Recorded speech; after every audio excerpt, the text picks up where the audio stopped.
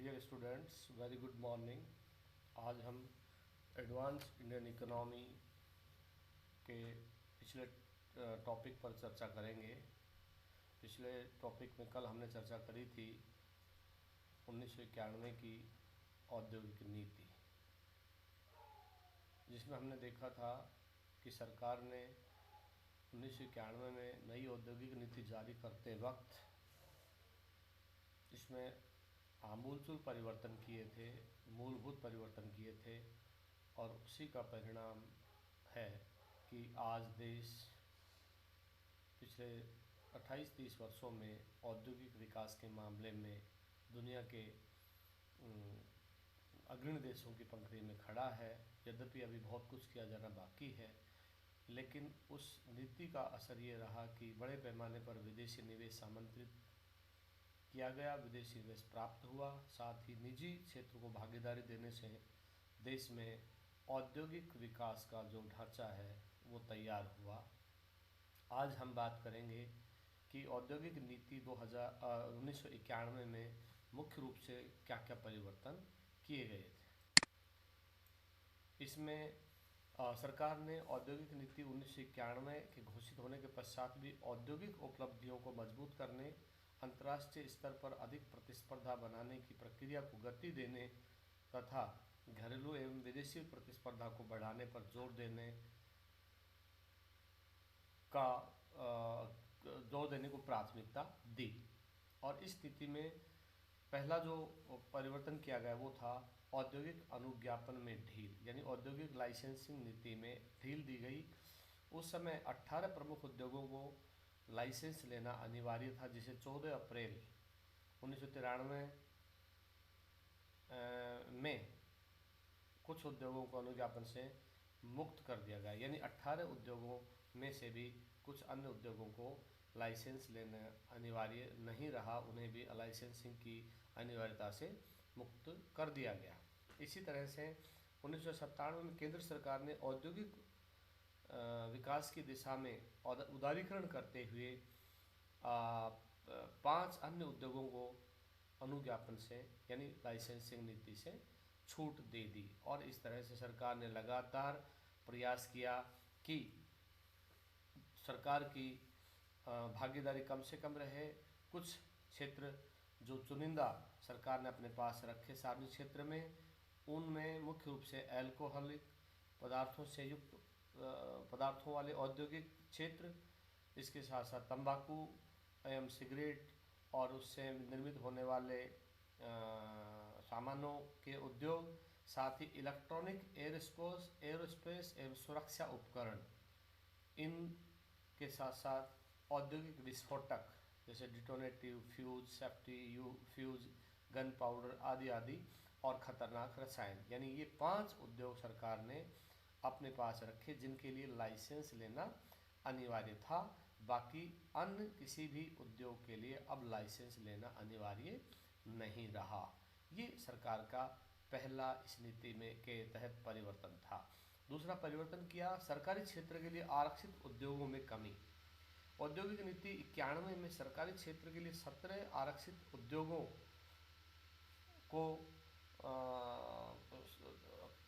का चयन किया गया था, परंतु उदारीकरण के लागू होने के बाद इनमें धीरे धीरे कमी की गई और उसके बाद ये संख्या 3 तक कम कर दी गई, यानी 3 क्षेत्र ही सरकारी क्षेत्र के लिए आरक्षित रखे गए, बाकी निजी क्षेत्र की भागीदारी के लिए खोल दिए गए। यानी 3 क्षेत्र कौन कौन से थे? परमाणु ऊर्जा, रेलवे परिवहन, परमाणु ऊर्जा खनिज।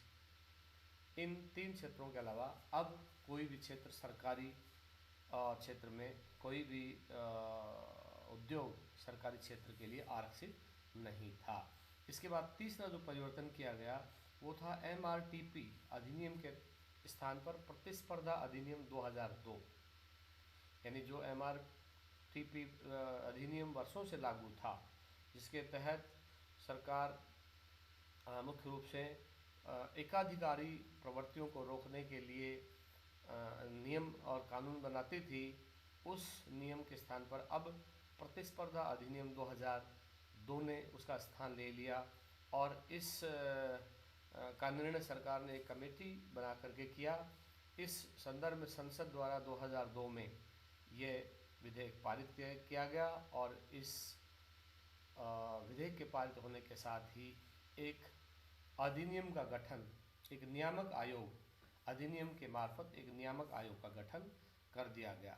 इस तरह से अगला जो परिवर्तन हुआ वो है विदेशी निवेश नीति का उदारीकरण। सरकार ने विदेशी निवेश के संबंध में कुछ नीतिगत उपाय किए, जिनमें पहला है औद्योगिक नीति 91 में देश उच्च प्राथमिकता वाले क्षेत्रों के 34 उद्योगों में विदेशी पूंजी निवेश की सीमा 51% तक सीमित कर दी गई थी, परंतु बाद में इन उद्योगों की संख्या बढ़ाकर 48 कर दी गई, यानी 34 उद्योगों से बढ़ाकर इनकी संख्या 48 कर दी गई, जिनमें विदेशी पूंजी निवेश की सीमा 51% तक निर्धारित की गई। खनन क्रियाओं से संबद्ध रखने वाले 3 उद्योगों में विदेशी निवेश की सीमा 50% तथा अन्य उद्योगों में विदेशी निवेश की सीमा को 74% तक लगाने की अनुमति सरकार ने दे दी। यानी अब विदेशी निवेश इन क्षेत्रों में भी अधिक पूंजी की भागीदारी के साथ औद्योगिक निवेश में भाग ले सकता था। इसके बाद दूसरा इस नीति उदारीकरण के तहत ये किया गया विदेशी निवेश नीति में कि गैर स्वीकृत कंपनियों में विदेशी संस्थागत निवेशक एक कंपनी की पूंजी में अब 10% तक निवेश कर सकते हैं। नई औद्योगिक नीति में ये निवेश की सीमा 5% थी, यानी 5% से बढ़ा करके अब इसको 10% कर दिया गया। तीसरा, विदेशी पूंजी निवेश के लिए मशीनरी के नई होने की शर्त को हटा दिया गया। चौथा, भारतीय मूल के विदेशी नागरिकों को अब भारतीय रिजर्व बैंक की अनुमति के बिना आवासीय संपत्ति अधिग्रहित करने की अनुमति दे दी गई। यानी विदेशी मूल के भारतीय मूल के जो विदेशी नागरिक हैं, अब वो रिजर्व बैंक के पास उन्हें अनुमति के लिए जाना नहीं होगा, अब वे आवासीय संपत्तियां अधिग्रहित कर सकते हैं। इसके बाद अगला जो परिवर्तन हुआ कि जिन कंपनियों का कार्य कम से कम 3 वर्ष तक संतोषजनक रहा, वे अंतर्राष्ट्रीय पूंजी बाजार में यूरो निर्गमन के जरिए विदेशी पूंजी जुटा सकती हैं। विदेशी पूंजी जुटाने के तहत, जैसा कि मैंने पहले कहा कि सरकार का उद्देश्य था कि प्रत्यक्ष विदेशी निवेश को आमंत्रित किया जाए, और इसके तहत सरकार ने 3 वर्ष तक जिन कंपनियों का कार्यकाल संतोषजनक रहा है उन्हें इस बात की छूट दी गई कि वे यूरो निर्गमन के जरिए अंतर्राष्ट्रीय पूंजी बाजार में पूंजी जुटा सकती हैं। इसके बाद अगला प्रावधान किया गया 20 सितंबर 2001 को सरकार द्वारा घोषणा की गई कि विदेशी संस्थागत निवेशकों द्वारा पोर्टफोलियो निवेश की सामान्य 24% की सीमा के स्थान पर 49% तक निवेश किया जा सकता है। यानी अब निवेश की सीमा 24% से बढ़ा करके और 49% कर दी गई, यानी विदेशी निवेशकों, संस्थागत निवेशकों को और अधिक भागीदारी दी गई ताकि औद्योगिक विकास को सुनिश्चित किया जा सके। इसके बाद अगला प्रावधान किया गया निजी क्षेत्र में कार्यरत बैंकों में विदेशी पूंजी निवेश की सीमा 49% से बढ़ाकर 74% तक कर दी गई। जो निजी क्षेत्र में जो बैंक काम कर रहे थे भारत में, उनमें विदेशी पूंजी निवेश की सीमा पहले जो 49% थी उसको 74% तक कर दिया गया। अब विदेशी पूंजी को बुलाना, आमंत्रित करना और अधिक आसान हो गया।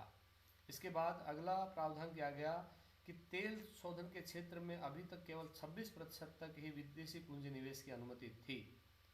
यानी जो तेल का बहुत बड़ा क्षेत्र है, तेल शोधन का क्षेत्र, उसमें विदेशी पूंजी केवल 26% तक ही लगाई जा सकती थी।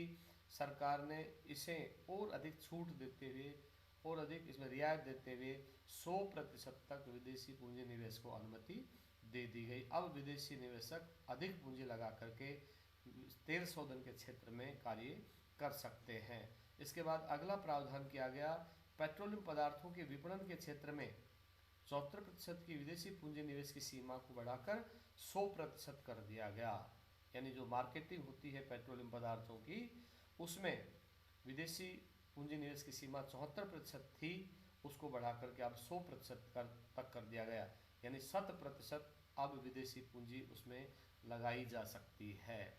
इस तरह से तेल की खोज के क्षेत्र में गैर कंपनी वाले संयुक्त उद्यमों में 60% तथा कंपनी बनाकर काम करने वाले संयुक्त उद्यमों में 100% तक विदेशी पूंजी निवेश कर दिया गया। ये भी एक बहुत महत्वपूर्ण सुधार था। इसके बाद विदेशी पूंजी संवर्धन board, foreign investment promotion board का गठन कर दिया गया। 18 फरवरी को इसे पुनर्गठित करके आर्थिक कार्य विभाग जो वित्त मंत्रालय के अधीन काम करता है उसको इससे हस्तांतरित कर दिया गया, ताकि इससे संबंधित जो औद्योगिक विकास की प्रक्रिया है उसको और आसान बनाया जा सके और अधिक पारदर्शी बनाया जा सके, और इससे विदेशी निवेशकों को परेशानी नहीं हो। इसके साथ ही विद्युत व्यापार एवं उसकी प्रक्रिया काफ़ी एवं रबड़ के भंडारण आदि के स्वचालित मार्ग में 100% तक विदेशी प्रत्यक्ष निवेश की अनुमति अब दे दी गई। इसी तरह से एकल ब्रांड सिंगल ब्रांड के खुदरा व्यापार में सरकार की अनुमति 51% तक प्रत्यक्ष विदेशी निवेश की अनुमति अब इसमें जारी कर दी गई।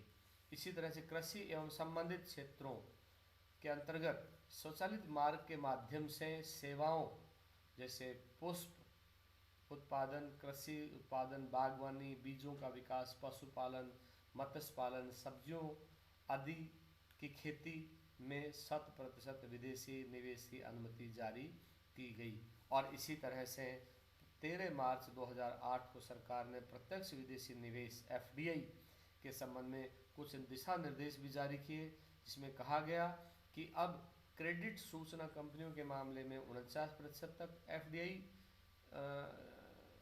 को मंजूरी दी जाएगी, यानी 49% तक विदेशी पूंजी लगा सकते हैं। इसी तरह से उपज विपणन के मामले में 26% तक FDI को मंजूरी दी गई। औद्योगिक पार्कों की सीमा निर्धारण करने वाले प्रावधानों की समाप्ति की गई और गैर अनुसूचित एयरलाइन, चार्टर्ड एयरलाइन और कार्गो उड्डयन प्रशिक्षण विद्यालयों की स्थापना आदि के क्षेत्र में 100% तक FDI लागू कर दिया गया। कहने का तात्पर्य ये है कि सरकार ने अधिकांश क्षेत्रों में विदेशी पूंजी निवेश को और अधिक आकर्षित करने के लिए निवेश की सीमा को बढ़ा दिया, ताकि अब विदेशी निवेशक अपनी मर्जी से औद्योगिक उत्पादन में भाग ले सकें। इसी तरह से एक प्रावधान ये किया गया कि अंतिम रूप से कि केंद्र सरकार ने 13 मार्च 2008 के 1553.26 करोड़ रुपए के 18 प्रत्यक्ष विदेशी निवेश के प्रस्तावों को मंजूरी दी। सरकार ने खनिज उद्योगों के क्षेत्र में निजी निवेश को खोल दिया।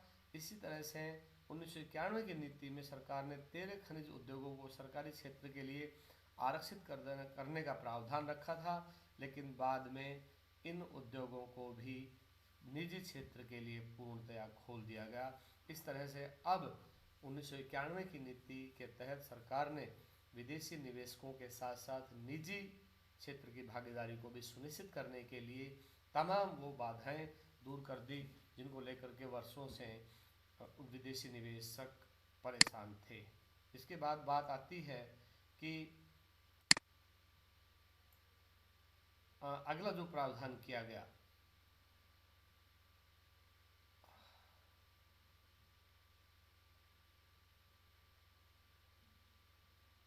वो प्रावधान ये किया गया कि उत्पाद एवं आयात शुल्कों में भी कटौती कर दी गई। 91 की नीति में जो औद्योगिक पदार्थों पर और या औद्योगिक उत्पादों के उत्पादन पर और उसके साथ साथ उनके आयात पर जो शुल्क लगाए जाते थे उन शुल्कों को भी अब तर्क संगत बना दिया गया, उन्हें कम कर दिया गया, ताकि औद्योगिक निवेशकों को परेशानी का सामना नहीं करना पड़े और उनकी लागत को भी कम किया जा सके। इस तरह से अगला जो प्रावधान किया गया, पूंजी लाभ पर कर में कमी, यानी पूंजी बाजार में विदेशी निवेश स्तरों में वृद्धि व प्रोत्साहित करने के लिए विदेशी संस्थागत निवेशकों के लिए अल्पकालीन पूंजी लाभों पर 30% की रियायती कर की छूट भी इस नीति के तहत दी गई। इस तरह से दूरसंचार क्षेत्र में भी सरकार ने नई औद्योगिक नीति में प्रावधान किया कि अब दूरसंचार के क्षेत्र में विदेशी निवेश की भागीदारी बढ़ाई जा सकेगी। 2001 के बजट में 40% की विदेशी निवेश की सीमा बढ़ा दी गई। इसके पश्चात 2004-05 के बजट में इसमें आधारभूत दूरसंचार सेवा क्षेत्र में 74% तक विदेशी निवेश की अनुमति दी गई। इस तरह से सरकार ने निरंतर इस नीति में और अधिक बदलाव करते हुए ये कोशिश करी कि दूरसंचार सेवाओं का देश में जाल कैसे बिछे, इसके लिए विदेशी निवेशकों को आमंत्रित किया जाए, इसके लिए निजी क्षेत्र के विदेशकों को और निवेशकों को आमंत्रित किया जाए और इसी के तहत देश भर में सभी लोगों को टेलीफोनिक सुविधा, दूरसंचार की सुविधाएं प्रदान करने पर तेजी से काम हो रहा है। साथ ही तीव्र गति से इंटरनेट प्रदान करने के लिए भी सरकार ने प्लान बनाई और उस प्लान के तहत सभी निजी निवेशकों को पर्याप्त छूट दे करके इस नीति में और अधिक उदारता दिखाई गई। इसके बाद में बात करते हैं जो सरकार ने अगला जो इसमें प्रावधान किया, उपक्रम पूंजी निधियों को छूट, यानी नई औद्योगिक नीति में नए उपक्रमों और कंपनियों में अपनी संग्रहित राशि का 5% तक निवेश कर सकते थे, परंतु सरकार ने इस राशि को 10% तक बढ़ा दिया ताकि नए उपक्रमों में संग्रहित राशि का उपयोग औद्योगिक विकास के लिए हो सके। इसके साथ ही बीमा व्यवसाय में निजी कंपनियों को अनुमति दे दी गई, यानी नई औद्योगिक नीति के बीमा व्यवसाय के संबंध में भी प्रावधान किया गया। यह व्यवसाय केवल सरकारी क्षेत्र के लिए ही आरक्षित रहेगा, परंतु अक्टूबर 2000 में इसमें परिवर्तन किया गया तथा बीमा नियामक विकास प्राधिकरण के तहत 3 कंपनियों को बीमा व्यवसाय प्रारंभ करने के लाइसेंस दिए गए। इन तीनों कंपनियों के मार्फत ये कोशिश की गई कि बीमा क्षेत्र में अधिक से अधिक निजी निवेश को आमंत्रित करके और देश में सभी लोगों का बीमा सुनिश्चित कैसे हो, ये प्रयास इस लाइसेंस नीति के तहत, इस औद्योगिक नीति के उदारीकरण के तहत किया गया। यानी अधिक से अधिक लोगों को बीमा कवर कैसे प्रदान किया जाए ताकि लोगों को सामाजिक सुरक्षा का एहसास रहे और वे और अधिक मजबूती के साथ और अधिक सकारात्मकता के साथ देश के औद्योगिक और आर्थिक विकास में भाग ले सकें। इसके बाद में रक्षा संबंधी उत्पादन में भी निजी क्षेत्र को अनुमति दी गई। इसमें कहा गया कि रक्षा क्षेत्र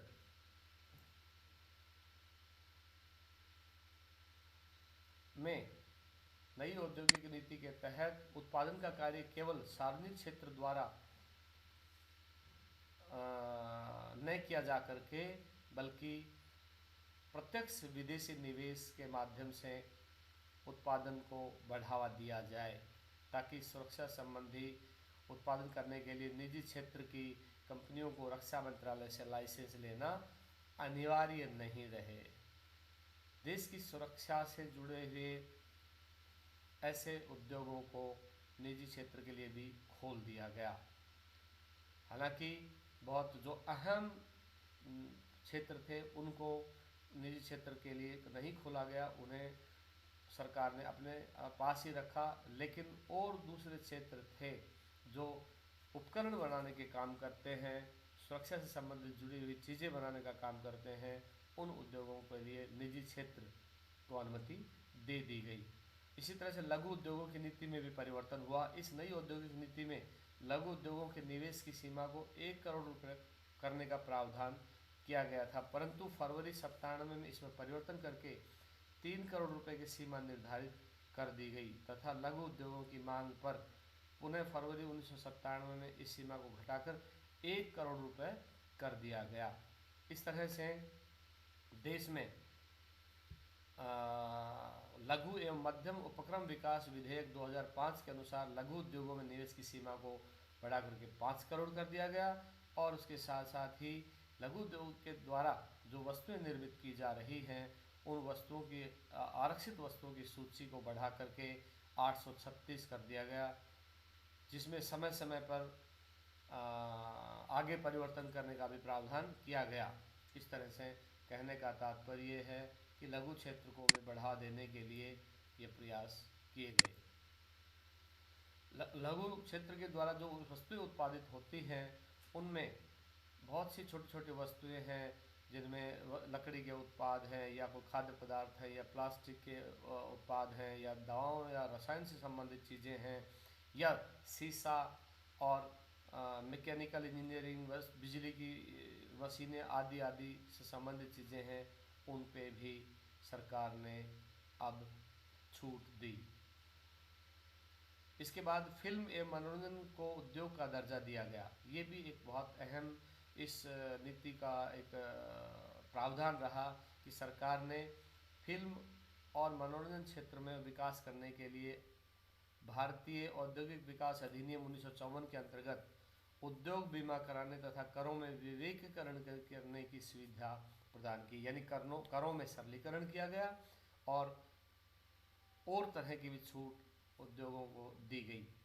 इसके बाद अन्य महत्वपूर्ण संशोधन और कुछ परिवर्तन हुए जिनके संबंध में भी यहाँ देख लेना उचित होगा, क्योंकि विदेशी निवेश संवर्धन को प्रोत्साहन करने के लिए विदेशी निवेश संवर्धन प्रोत्साहन परिषद का गठन किया गया और इसके साथ साथ विदेशी निवेश संवर्धन मंडल का भी पुनर्गठन करके सरकार ने प्रयास किया कि निवेश के मामले में औद्योगिक कंपनियों को बहुत अधिक परेशानियां नहीं हों। इसके साथ साथ सेवा कर को बढ़ा करके 12% तक कर दिया गया।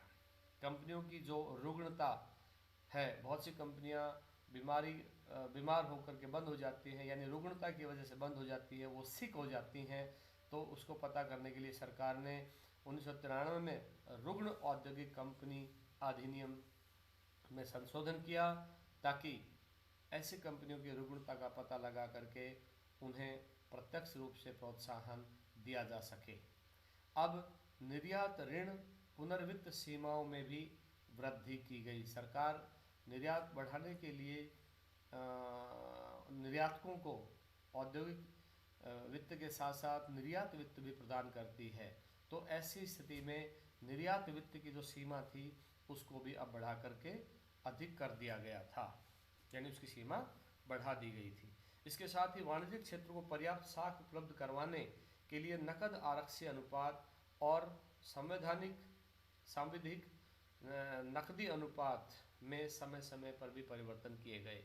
यानी इसके निर्देश केंद्रीय बैंक को दिए गए कि वह CRR और SLR में भी परिवर्तन करता रहे ताकि देश में मौद्रिक स्थायित्व बना रहे और कंपनियों और उद्योगों को वित्त की सुविधा भी पर्याप्त मात्रा में मिलती रहे। इसके साथ साथ थोक दवाओं के लिए भी एक लाइसेंसिंग नीति काम कर रही थी, उसको भी ख़त्म कर दिया गया। उसमें जो लाल फीताशाही और दूसरे तरह के जो प्रतिबंध थे उन प्रतिबंधों को समाप्त करके अब लाइसेंस लेने से थोक दवाओं को फ्री कर दिया गया है। यानी ऐसे निवेशक जो थोक दवाओं का व्यापार करना चाहते हैं उन्हें अब लाइसेंस लेना अनिवार्य नहीं रहा। इसके बाद एक प्रावधान ये किया गया कि सभी वस्तुओं पर जो सैनवेट 16% था उसको घटा करके कम 14% कर दिया गया। यानी अब वस्तुओं पर जो करों की दर थी सैनवेट के तहत वह 16 से घटा करके 14 कर दी गई। यानी इस तरह से कहने का तात्पर्य कि देश में औद्योगिक निवेश का माहौल बनाने के लिए सरकार ने न केवल कंपनियों को रियायतें दी बल्कि करों में छूट दी और उन्हें इस तरह की और सहूलियतें प्रदान की जिससे औद्योगिक निवेश बढ़ाया जा सके। औद्योगिक नीति 1991 का यदि समग्र रूप से आकलन किया जाए तो उस वक्त के जो प्रधानमंत्री स्वर्गीय PV नरसिम्हा राव जी ने 1991 में राज्यसभा में इस नीति को की घोषणा करने के बाद जो इसका मूल्यांकन किया गया उसके संदर्भ में उन्होंने कहा कि सरकार ने औद्योगिक नीति 1991 को एक खुली औद्योगिक नीति की संज्ञा दी है। इसमें अनेक आधारभूत परिवर्तन किए गए हैं। औद्योगिक लाइसेंसिंग, रजिस्ट्रेशन व्यवस्था तथा एकाधिकार अधिनियम का अधिकांश भाग अब समाप्त कर दिया गया है। विदेशी पूंजी के पर्याप्त स्वागत की नीति अपनाई गई है। लोक उपक्रमों की भूमिका को पुनः परिभाषित किया गया है तथा औद्योगिक स्थानीयकरण की नीति को भी पुनः तय किया गया है। उपरोक्त विशेषताओं के बावजूद कुछ आलोचनाओं की भी बात की जानी चाहिए, क्योंकि उक्त जो इसके ऑब्जर्वेशंस हैं वो वाकई इस नीति को लेकर के सटीक थे, क्योंकि इससे पहले जो औद्योगिक नीति थी उसमें लाल फीताशाही थी, उसमें बहुत भारी प्रतिबंध थे और वो बहुत ही क्लिष्ट थी, बहुत ही कष्टकारी थी। इसलिए उसको अब समाप्त करके उसमें पूरी तरह से उदारीकरण का रवैया अपनाते हुए सभी प्रतिबंधों में ढील देते हुए पारदर्शी नीति बनाई गई और उसी का परिणाम रहा कि देश में औद्योगिक निवेश को तेज़ी से आमंत्रित करने में आसानी रही। लेकिन आलोचनाओं की जहाँ तक बात है, इसमें ये कहा गया कि बड़ी कंपनियों और औद्योगिक घरानों के विस्तार, विलीनीकरण और अधिग्रहण की जांच व्यवस्था को समाप्त करके सरकार ने आर्थिक शक्ति के संकेंद्रण को रोकने के संदर्भ में कुछ अधिक उपाय नहीं किए।